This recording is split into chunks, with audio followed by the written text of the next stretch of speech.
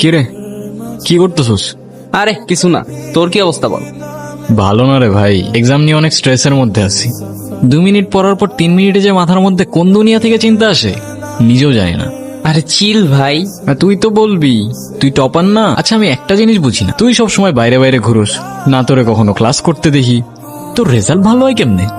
শোন, পড়ার মতো মনোযোগ দিয়ে পড়লে না 2 ঘন্টায় 2 বছরের সিলেবাসও শেষ করা যায়। কনসেন্ট্রেশনটাই তো থাকে না, মনোযোগ থাকলে না একটা কথা হইতো। তোর জন্য আমার কাছে একটা জিনিস আছে, প্রাইমারিস।